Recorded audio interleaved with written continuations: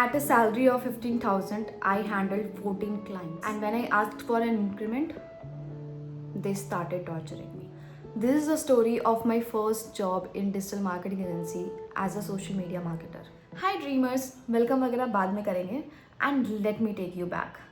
So I was very excited. I was literally on cloud 9 because I got the job in an industry which I wanted to be part of.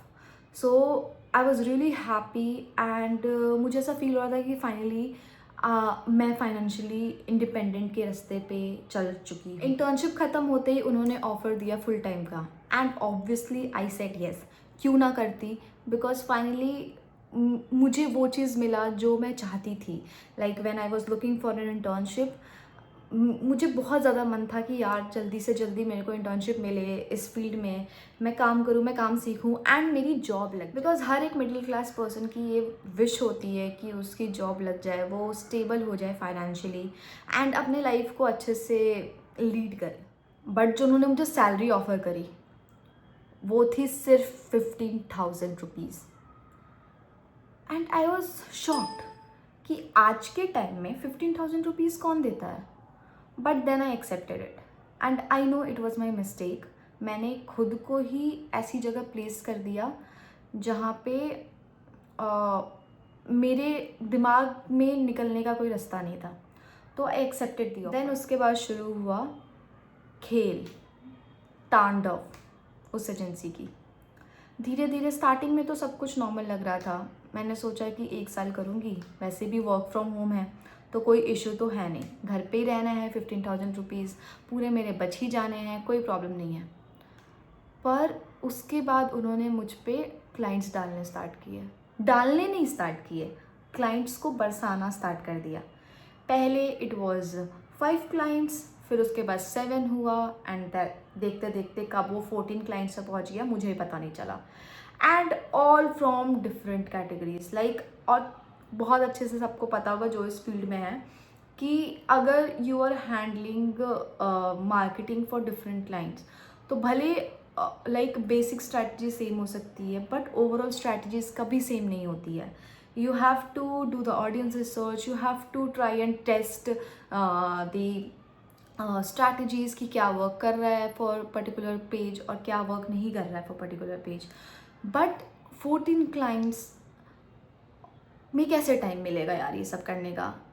Like थोड़ा तो कम client दो ताकि हमें भी study करने का time मिले। And मैं कोई सीनियर पोजीशन पे नहीं थी, आई जस्ट स्टार्टेड आउट, तो मुझे और भी ज़्यादा टाइम लग रहा था क्योंकि ऑब्वियसली मैं इंटर्नशिप से फुल टाइम में कन्वर्ट हुई थी एंड ये मेरी फर्स्ट जॉब थी।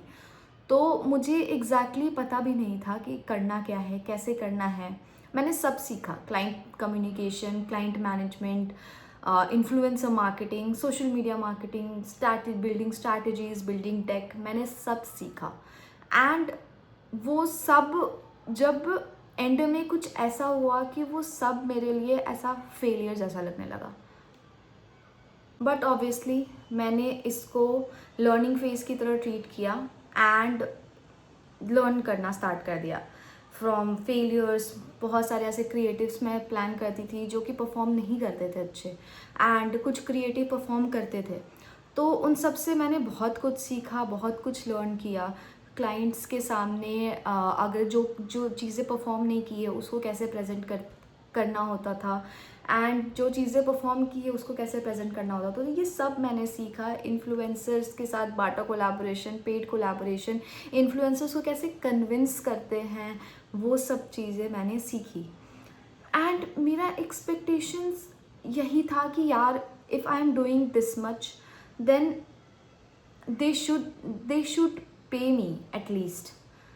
तो फिर एट द एंड मैंने उनको बोला, मैंने एचआर को कांटेक्ट किया कि मैंने उसको सब चीज़ें बताई अपनी कि यार देखो मैं ये चीज़ें कर रही हूँ, बहुत सारा चीज़ कर रही हूँ। बातें हुई, हमारी मीटिंग हुई, मेरी मैनेजर्स के साथ मीटिंग हुई जिसमें मैम, मेरी मैनेजर एंड एचआर थे। हुई 2-3 दिन तक डिस्कशन चला and they gave me my increment.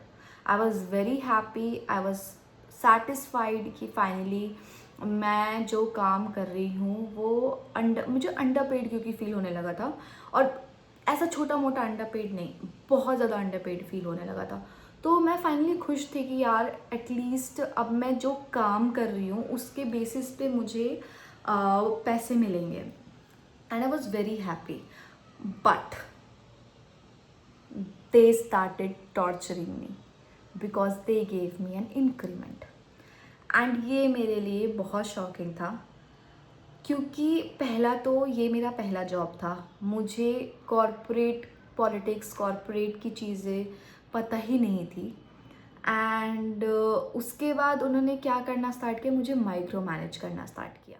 बहुत ज़्यादा मेंटली डिस्टर्ब हो गई थी, आई यूज़ टू क्राई। मतलब उन्होंने बहुत टॉर्चर स्टार्ट कर दिया, मुझे बार बार मेरे साथ मीटिंग लेना, जो चीज़ें मेरी गलती थी भी नहीं उसको भी मेरी गलती बना के ऐसा दिखाना कि oh this is Soumya's mistake. I was very disheartened कि अब मैं क्या करूँ, कैसे करूँ, ये मेरा फर्स्ट जॉब है, मैं जॉब को नहीं खोना चाहती हूँ। ऑब्वियसली यार आपको पैसे मिल रहे हैं, आप खुद के लिए कुछ कर पा रहे हो, तो एक फाइनेंशियल इंडिपेंडेंस जो फील होता है वो बंद हो जाता। अगर मेरी जॉब चली जाती तो बहुत सारी चीज़ें थी यार, जॉब चली जाती मेरा रेज्यूमे ख़राब हो जाता, मेरा पीस ऑफ माइंड ख़राब हो जाता। तो उसके बाद फिर लेकिन एट द एंड मतलब अगर कंपनी ने डिसाइड कर लिया है कि वो आपको नहीं रखना चाहती है तो वो कुछ भी करेगी, आपको नहीं रखेगी। आपको किसी भी लेवल पे जाके मेंटली टॉर्चर कर सकती है, लेकिन मतलब ऐसा वो कर देगी कि आपको खुद ही रिज़ाइन करना पड़ेगा। एंड वो मैंने किया।